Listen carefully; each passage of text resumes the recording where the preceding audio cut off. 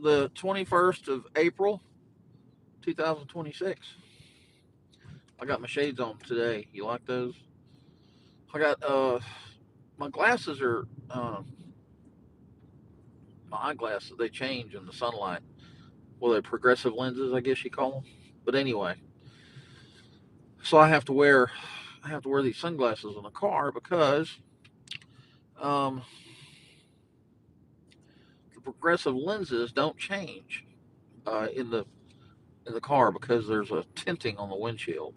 You might have known that or not. I don't know, but there's tint on the windshield, and that blocks UV rays and keeps your progressive glasses that you pay $800 for if you don't have insurance from changing.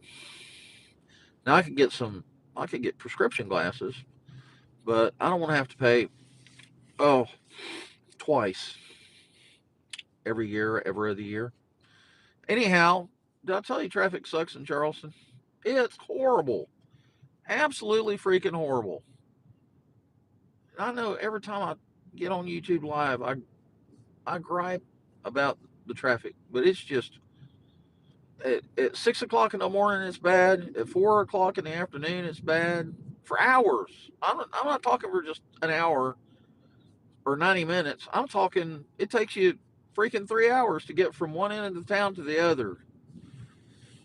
And I wonder how many people are going to move into the Charleston area, Charleston, South Carolina. I'm telling you, everybody loves to come visit Charleston, South Carolina because it's a tourist trap. And we've got lots of history, and we've got all these barrier islands, and we've got Patriots Point, and we got Rainbow Road downtown where all the rich people live, and uh, anyway, the harbor tours, all of that. It's a wonderful place to come visit. Just come visit. Come spend the weekend with us. Have fun, spend some money, but go back home. Don't stay here. For God's sake, don't move here. Don't do it. Just don't do it. We're there because if you move here, housing costs are astronomical here. Uh, wow. Yeah, you'll pay anywhere from $350,000 to 500,000 just for a 3 bedroom, 2 bath house in some housing development. And then if you're loaded and you're rolling in the money, then come on down. But I don't care how much money you have, unless you've got a pilot and you own a helicopter and you can get a pilot to fly your helicopter all over Charleston so you don't have to fight with the traffic. Then go ahead and move down here. Otherwise, if you're like us little people and you have to drive everywhere you go, and there's no mass transit here. Yeah, we got CARTA that's only good in North Charleston and Charleston, and it takes 2 hours to go from one end of town to the next to go do anything because those CARTA buses, unless it's an express, they stop every other block to pick people up. So where it would take you 30 minutes in a car, it'll take you 2 hours on CARTA, which means you'll spend 4 hours a day on the CARTA bus with 100 people because you'd be crammed in there like sardines. Uh-oh, I'm approaching a railroad crossing. Waze is telling me this because I guess Waze thinks I'm blind and I can't see the railroad crossing. All right. Somebody said hi. Hello, everyone. I got 8 people watching. Woo!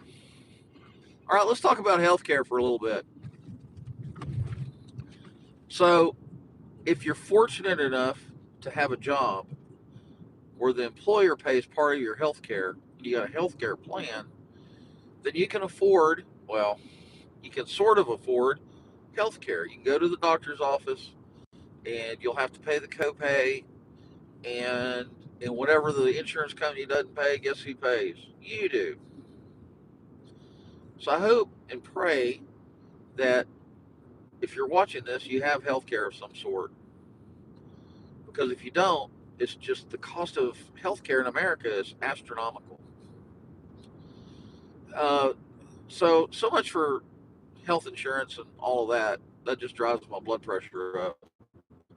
I just came from a cardiologist because of my blood pressure issues.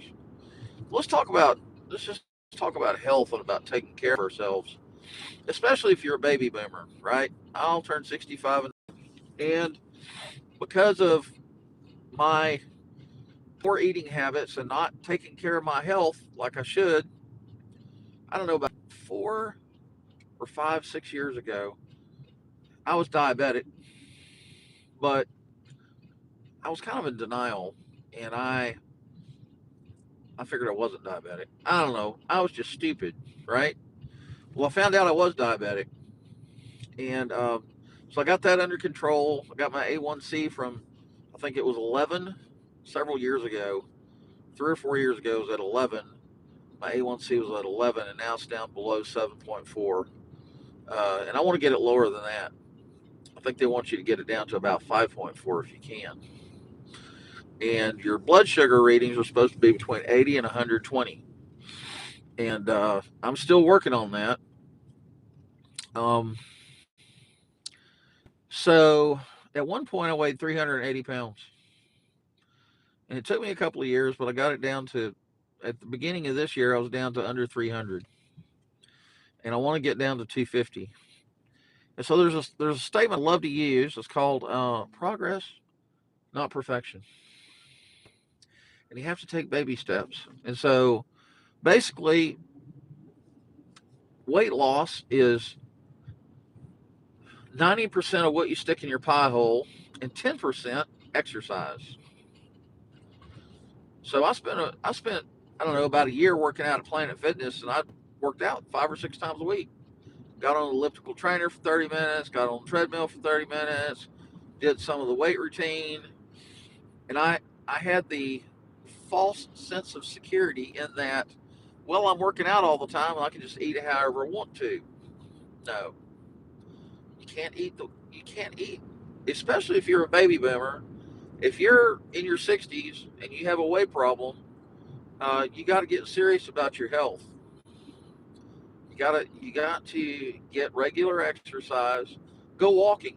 Any exercise that you do is better than sitting on your butt on your couch or in your recliner, shoveling ice cream into your face. All right. And most people think that when you're overweight, that you're automatically diabetic and that you just sit around and eat Twinkies, eat Twinkie. I can't speak Twinkies. How do you say Twinkies real fast? Twinkie, Twinkie, Twinkie, Twinkie.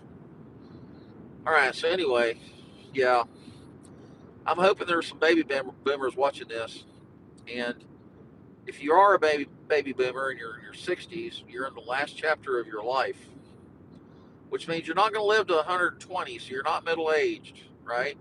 And every time we think that we're, oh well, I'm 60, so old means 80 now. What? So when you become 80 years old, is old 100 now? Anyway, it's kind of funny how that happens. I remember when I was a teenager, I thought people in their 40s. I thought my parents were old.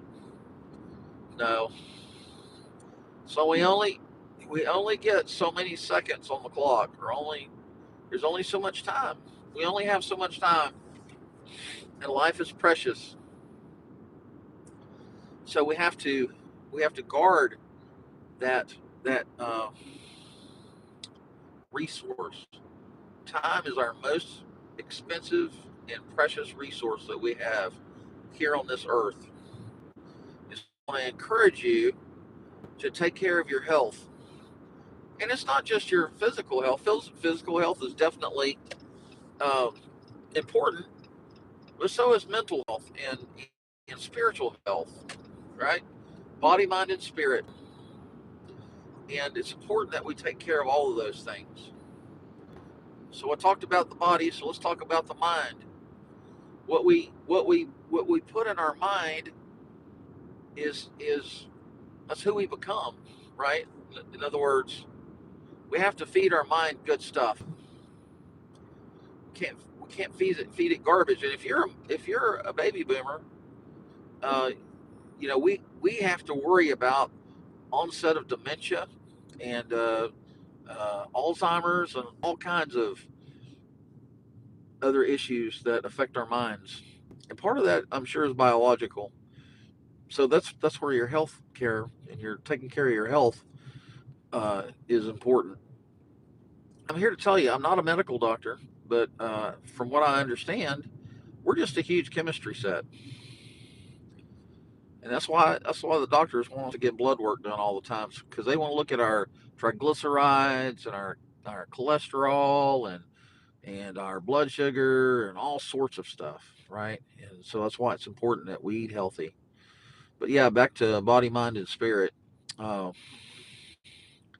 we got to get some sleep too. I'm horrible at sleep. I go to bed at I don't know 12 midnight, 12:30, and I wake up at 5:50, 6 o'clock in the morning. And my iPhone rates my sleep score every day, and I think 70 or 78 is the highest I've gotten it because I just don't get a lot of sleep, especially at one time. Now I take naps during the day, especially on the weekends. I catch up on my sleep on the weekends. But anyway, Cash, I can't read what y'all are saying. I know I'm sorry for that, but I'm driving, so I can't look at my phone. As a matter of fact, in South Carolina, I'm probably not even supposed to be holding my phone in my hand because they have a hands-free law now. So I'm living on the edge. But I'm not looking at my phone. I'm looking at the road. What else is going on? Something Playboy. What? Anyway, guess I don't have anybody else watching. I'm down to one person. That's fine. I don't care. Jimmy Crack Corn and I don't care. Jimmy Crack Corn, I don't care. Jimmy Crack Corn and I don't care. And I don't remember the rest of the song. That's something I think my parents sang back in the 70s, 60s, and 70s, or maybe the 50s. I'll have to Google that. I'll have to ask my artificial intelligence uh, bots, virtual beings, where that song came from. But anywho, ABC's a Parenting Adult Children podcast is one of my podcasts. ParentingAdultChildren.org is my website. Go to my website, check out the website, check out the blog, check out the episodes, look at the upcoming episodes. I always put a schedule of episodes coming out. I do 3 or 4 at a time so everybody knows what's coming up. Got some great content. So if you're a parent of an adult child 18 to 30 years of age, there's something on that website and podcast for you. And if you're on Apple Podcasts or Spotify, please uh, leave a uh, leave a review. And in the show notes, there's a text me link that you can click, and you can tell me what episode you listened to, or you listened to that episode and you liked it, or you didn't like it, or did it resonate with you? And there's Father's Refuge, and the website for that podcast is fathersrefuge.com. Fathersrefuge.com. And so you can do the same thing on fathersrefuge.com. And there's Liberty and Gun Rights Podcast. Liberty and Gun Rights Podcast.com. There's a website there too. Now let me talk to you about, let's just talk about podcasting in general. So you have audio podcasts that everybody listens to on Spotify and Apple Podcasts and iHeartRadio, Amazon Music, Public Radio, blah, blah, blah. There's about 20 of them. So if you load them up on your smartphone, you can subscribe. You can like and subscribe to your favorite podcasts. You can listen to them. So many podcasts are free. They're free. You don't have to pay anything for them other than the cost of your smartphone subscription, your monthly bill, and all that. And you also have, like my podcast I do a video recording, and I put my audio podcast on Buzzsprout, and it's got an RSS feed that feeds out to all the different hosting providers that you can listen to. Then I put the video portion on my YouTube channels. So What do we need for you to do? You're the listener. You're listening to free content, but we really would like some engagement. Well, what does that mean? What what's the call to action here? The call to action is follow, like, follow, subscribe, and send us a message.